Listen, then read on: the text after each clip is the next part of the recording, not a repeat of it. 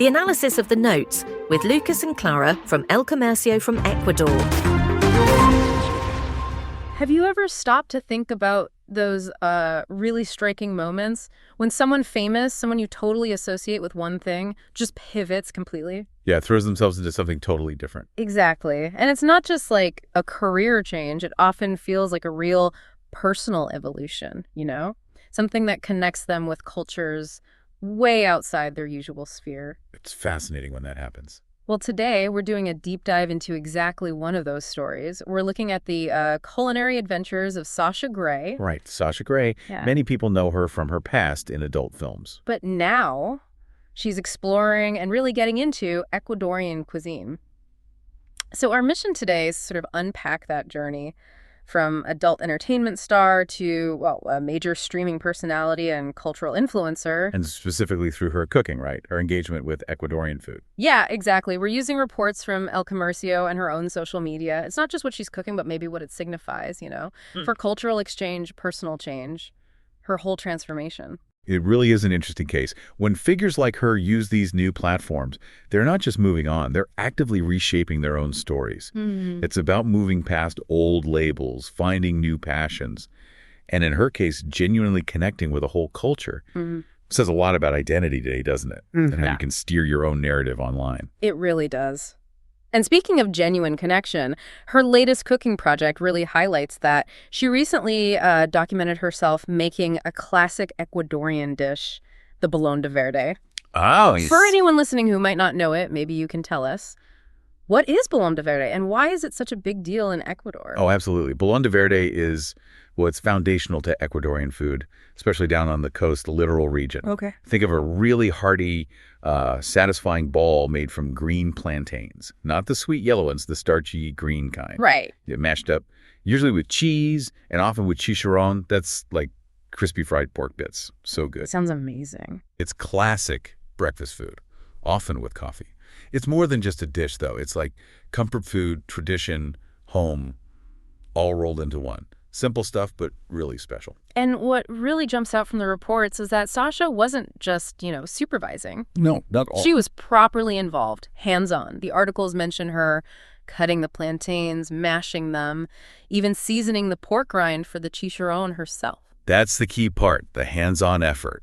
It shows real commitment, doesn't it? More than just making content. Totally. It feels like someone genuinely learning the ropes. And her reaction when she tasted it, apparently, according to El Comercio, she just went, oh my God, like pure delight. I'd love to see it. And she ate it the traditional way, too, with the fried egg on the side, cup of coffee.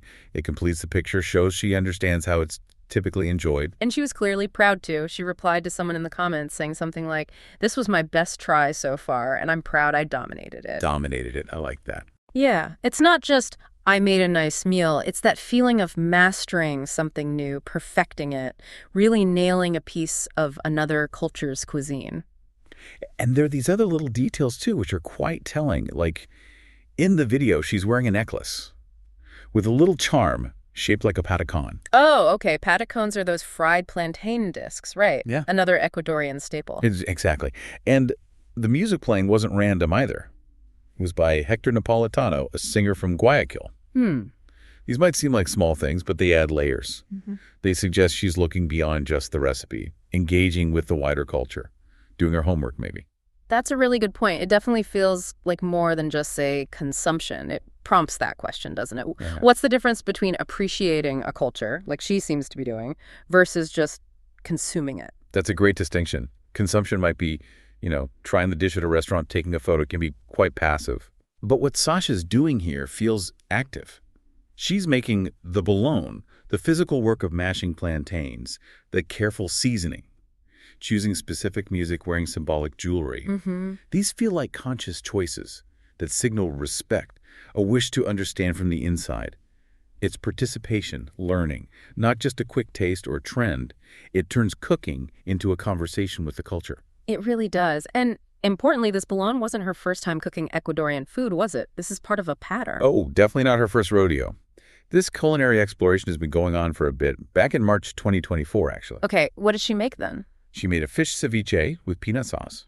And interestingly, she specified it was the style from Jipijapa, Ecuador.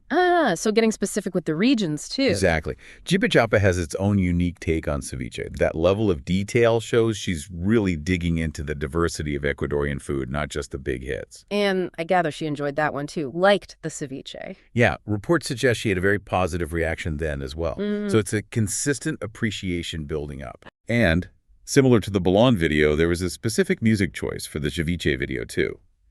This time, it was music by the legendary Julio Jaramillo. Wow, Julio Jaramillo. He's massive in Ecuador, right? Like a national icon. Absolutely. His music is deeply tied to Ecuadorian identity and emotion.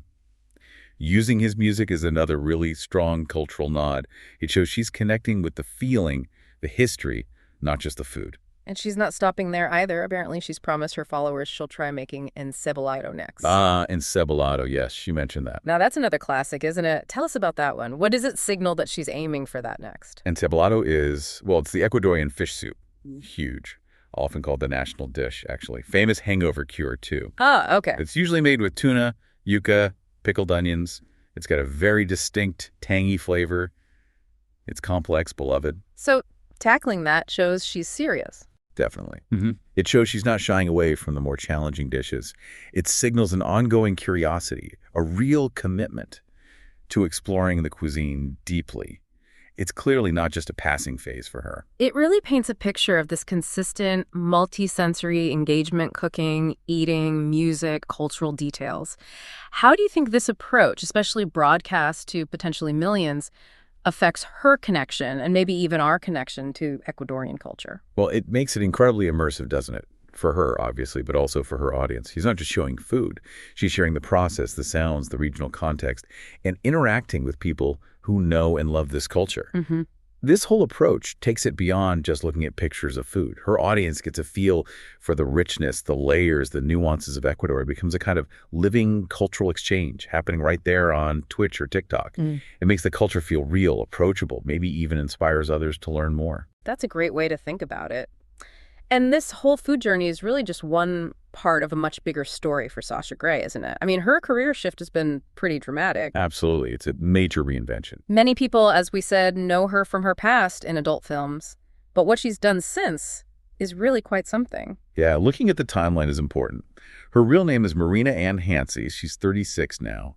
And she officially retired from adult films way back in 2011. 2011, wow, that's quite a long time ago. Over 13 years. So this isn't some recent rebranding effort.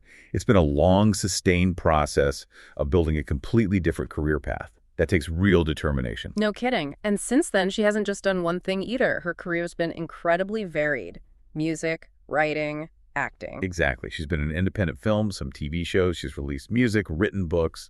It shows a real drive to explore different creative outlets, to not be defined by just one thing. She's constantly pushed herself into new areas. It's a continuous evolution, really. And this drive has paid off incredibly well in the streaming world. She's built a huge presence as an influencer. The numbers are pretty staggering, right? Yeah, over 1.2 million followers on Twitch, I think, and more than 300,000 on TikTok. These aren't small communities. She's cultivated a massive, engaged audience, completely separate from her past career, built on different interests. And what's she actually doing on those streams? It's a mix. Playing video games is a big part of it, but also the cooking, like we've discussed, even singing sometimes. It's this blend that seems to connect with people. And she monetizes it through things like subscriptions and donations.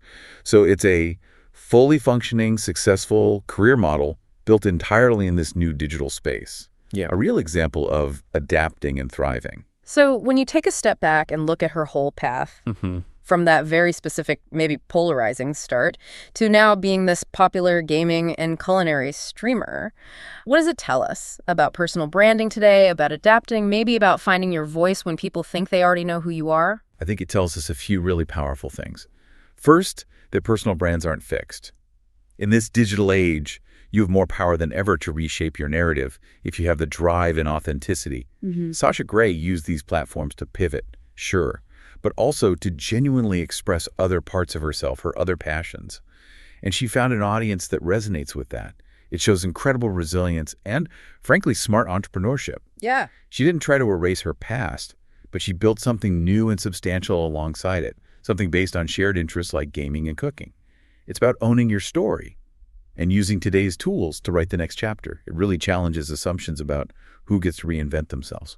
Okay, so wrapping up our deep dive today, we've seen how Sasha Grey's genuine dive into cooking, specifically Ecuadorian food, has made her a kind of unexpected but seemingly authentic cultural ambassador. Yeah, it's a fascinating example of personal and professional transformation, embracing new passions, redefining yourself in the public eye. And it leaves us with a thought, doesn't it?